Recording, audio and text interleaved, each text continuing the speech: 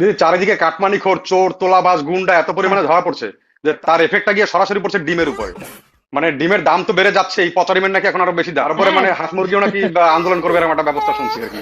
কি বলবেন এটা নিয়ে? না, ঠিকই বলেছো। হাঁস মুরগিরা বলছে দেখো, আমাদের ডিমগুলো চোর চোরটার উপর ফেলে নষ্ট করো না। এটা এখন এই হাঁস মুরগিদের দাবি, তারাও এখন আন্দোলন করবে, রাস্তায়ও নামতে পারে যে চোর চোরটার উপর আমাদের ডিম অনেক ভালো জিনিস, প্রোটিন, এই চোরের উপর ফেলে নষ্ট করো না।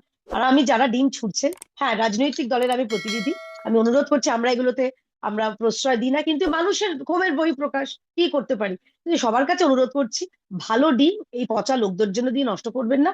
পচা ডিম থাকলে সেগুলোর ব্যবস্থা করুন।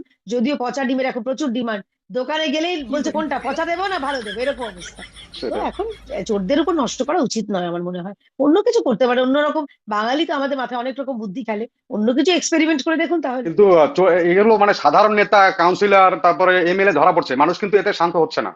মানুষ চাইছে মাথাটা কবে ধরা পড়বে। এই যে ভাইপোর সাথে লিপস এন্ড বাউন্ডারির এত লিঙ্ক, কালীঘাটের কাকুর কণ্ঠস্বর পাওয়া গেল, কিন্তু সেই মাথাটা মানে যতক্ষণ না ধরতে পারছে আপনাদের সমর্থকরা তো তাদের আত্মার শান্তিটা পাচ্ছে না। দেখো, পিসি যদি মুখ্যমন্ত্রী হয় তাহলে ভাইপো শোনার ওরকম মানে কি বলবো, ফেরেববাজি অনেক কিছু চলতে পারে, অনেক কিছু ধমকানো চমকানো চলতে পারে, ডিজে বাজাবো, গাড়ির উপর উঠবো, কপাল লক্ষ্য করে গুলি করবো, সবকিছু বলতে পারে।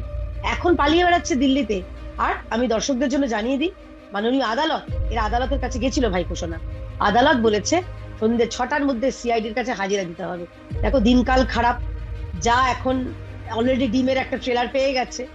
আমার মনে হয় সিআইডির সঙ্গে কাছে হাজিরা দিয়ে যা যা অপরাধ করেছেন, যা যা অন্যায় করেছেন স্বীকার করে নিন, তাতে অন্তত আপনার ডিম খেতে হবে না, এটুকু বলতে পারি।